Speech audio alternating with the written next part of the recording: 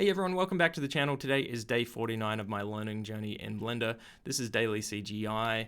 Tonight I focused in on two specific things. First of all, non-Blender related. Well, it's kind of related to animation. It's the Illusion of Life from Disney Animations. I read more of this ancient tome.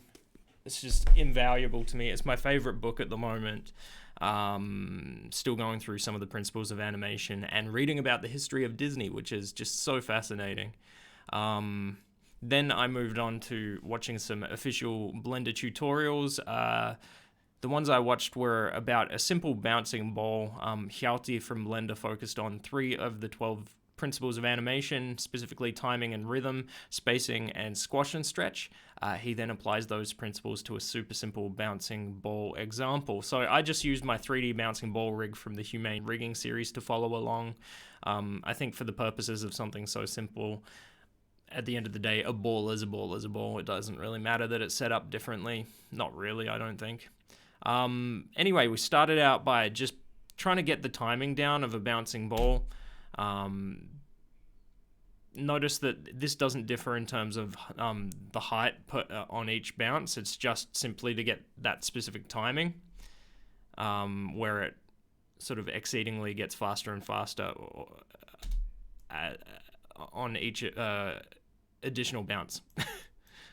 Lost my words there for a second. Keyframe type, he said you could set the high points to extreme and the low points to breakdown. I think this is just simply a changing of the colors here for visualization purposes. It makes it easier to see in an action editor or on a timeline to sort of at a glance see what's going on. So that was useful.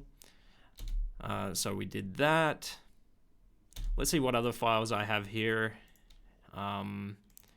Bouncing animation 1. Ignore the one on the right for a second. I think this is a bouncing ball with the actual heights plotted. Yeah, here we go. It gets lower and lower each additional bounce, and I think there's a bit of squash and stretch involved in this one. So it already looks better. If I just go frame by frame here, is there squash and stretch? It does on the downside. On that first descent, it doesn't seem to be squashing at all, or stretching, rather. Well, it's squash and stretch. He was very firm in emphasizing the fact that it is squash and stretch, not squash or stretch. If it was squash or stretch, basically you'd end up squishing it out one way and then not compensating the other way, and you lose volume. So, I mean, this is using a maintain volume constraint, so I don't think it's losing any volume here. But yeah, it looks pretty good. Oh yeah, we'll bring that other thing up here, Alt-H. What have we got? Hide the background, hide the key camera. So this second one here is more exaggerated squash and stretch. It's a bit more cartoony. I think it looks better, to be honest. I'm always a fan of the stretchy, cartoony style. So just, yeah, I think it looks better. We've got it squash and stretching out on the decline descent on its first sort of pass down. It's a bit jiggly, a bit... Oh, yeah. Oh, yeah, no, that's the other thing that I discovered. Look, this was interesting. I found in interpolation mode, there was dynamic effects. You could choose back, bounce, or elastic. So I was just experimenting. I tried out the bounce effect on the second ball. And, yeah, I had to scale it a bit to get the timing right.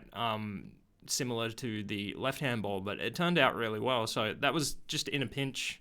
Clicking that gives you something. So that was pretty cool. That wasn't part of the tutorial. I just saw it, and, you know, if I see it, I click it. Let's see. Change height of the bounce. Is that different to the one we've done? I don't know. There's so many balls. It's crazy. I was going to start the sideways bouncing ball, but I ran out of time, so that's probably something I'm going to do tomorrow. But I did figure out how to set a motion. You can use motion path to see what motion a particular object is following in the animation. So this isn't that useful since it's just up and down right now, but obviously if you start getting into sideways bouncing balls and using all the different axes, then it's going to be like way more useful. But yeah, just another feature I learnt. I'll show you these outputs real quick, just in VLC, or the video outputs. Here's the basic bouncing ball with just a little bit of squash and stretch. Oh, yep.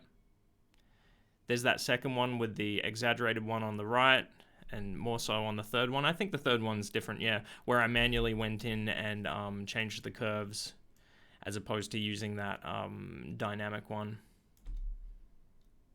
Honestly, I think the third one looks the best. It's probably not the right material for it. It's, you know, being reflective like that kind of implies a beach ball or a plasticky type ball, but I don't know. Anyway, just lots of playing around like that in Blender still. Slowly chipping away at new concepts, following along. I really enjoy following along with the official videos though, since, you know, they're the people that basically work with the software the most, so they should, you know a lot about it, I guess, and have a lot to share, so it's kind of cool. Anyway, I'll call it quits for today, guys. If you enjoyed this video, feel free to leave a thumbs up. And if you haven't already, feel free to subscribe to the channel. You guys are awesome. I'll see you in the next video.